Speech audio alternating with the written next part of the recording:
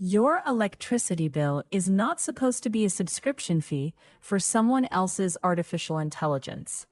But in parts of the country, that is the question hiding underneath a much bigger story. Data centers are arriving with power demands measured in hundreds of megawatts, sometimes more. Those facilities create jobs, tax revenue, and demand for new generation. They can also trigger expensive upgrades to power plants, substations, and transmission lines. So who pays for that build-out? The company running the data center, other businesses, or households through higher rates? The honest answer is, it depends. The key is not whether data centers use electricity. Of course they do. The key is who gets assigned the cost of serving that new load. Today, we'll break down the chain from an AI prompt to a utility bill, why the answer varies by place, and the policy tests that separate a growth story from a cost shift. First, the scale. The Department of Energy says U.S. data centers used about 176 terawatt-hours of electricity in 2023, roughly 4.4% of U.S. electricity use. Its underlying national laboratory report projects a range of about 325 to 580 terawatt-hours by 2028.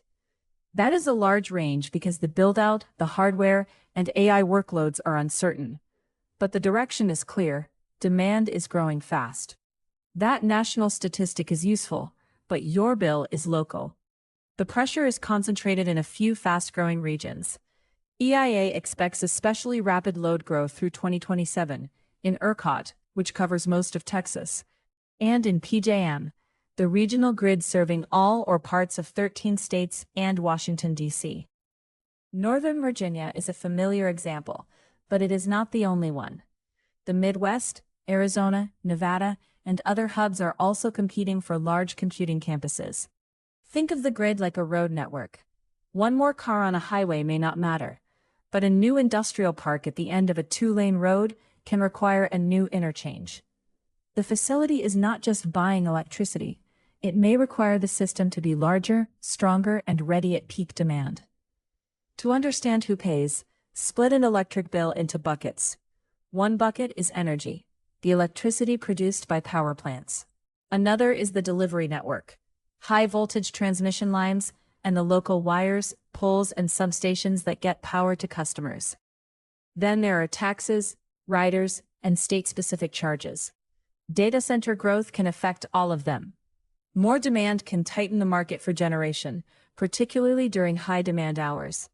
New large loads may also need new transmission and distribution equipment, and utilities often plan these upgrades years before the facility reaches full use. But a higher system cost does not automatically mean a higher household bill. Regulators decide how approved costs are recovered. A utility can charge a large customer a contribution for a dedicated substation, require a long-term contract, apply a special tariff, or spread some costs across all customers. Those choices are the real distributional question. Here's the risk in one sentence. If a data center causes a costly upgrade but does not reliably cover the cost, everybody else may inherit part of the bill. That risk is largest when a project is very large, the upgrade is highly specific to that customer, or the promised demand does not show up after the grid has already spent the money. Imagine a utility builds a substation and reinforces local lines for a giant campus. If the customer scales back, delays construction, or uses much less power than forecast, the fixed infrastructure costs do not disappear. Utilities have experience managing this issue with factories and other large loads. The challenge is that AI-related demand is arriving quickly, in clusters, and with unusually uncertain forecasts. A forecast is not a contract, and ratepayers should care about that distinction. There is another side to the ledger. A large customer paying a well-designed rate can contribute substantial revenue to the grid. If that revenue helps cover fixed costs that would otherwise be paid by fewer customers, existing customers can benefit.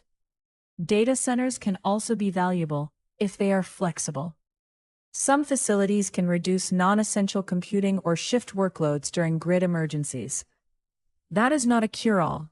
Many workloads need high reliability, but it can reduce the need to build capacity used only for a handful of extreme peak hours. The economic question is therefore not data center, good or bad. It is more precise. Does the customer pay the marginal cost it creates, make a credible long-term commitment, and offer the grid enough flexibility to reduce system stress? There are three main places to watch. First, generation. When demand rises faster than new power plants can be built, prices can rise in wholesale markets, especially at peak times. EIA's 2026 analysis notes that faster than expected load growth can put upward pressure on prices, with the magnitude varying by region and available generation. Second, transmission. Long-distance lines connect generators to load centers. These projects are often regional and can be allocated broadly, even when new load is concentrated in one area. The debate is whether a project produces broad reliability benefits or primarily serves a new cluster of customers. Third, distribution. This is the local network. A large campus may need a new substation, upgraded feeders, or local voltage support. This is where customer-specific contributions, minimum bills, and deposits matter most. Good policy does not need to guess the future perfectly. It needs to manage risk. First, require an upfront contribution or customer-funded facilities when the upgrade is dedicated to one project. Second, use a minimum bill or take-or-pay contract. If a customer reserves a huge amount of grid capacity, it should pay for keeping that capacity available, even if its servers are not using every megawatt that month. Third, set exit fees or credit protections. That reduces the risk that a project leaves after the utility builds infrastructure. Fourth, make load forecasts transparent. Regulators should see the assumptions: how many campuses are signed, how much power is requested, when it will arrive, and how much is speculative. Fifth, reward real flexibility. Interruptible service, demand response, on-site storage, and staged interconnection can be useful when they are verifiable and do not weaken reliability. None of these guarantees lower bills, but together they make it harder to privatize the upside of a data center boom while socializing the downside. Local officials may see a data center as an economic development win. That can be reasonable. Construction spending, tax revenue, and related investment are real.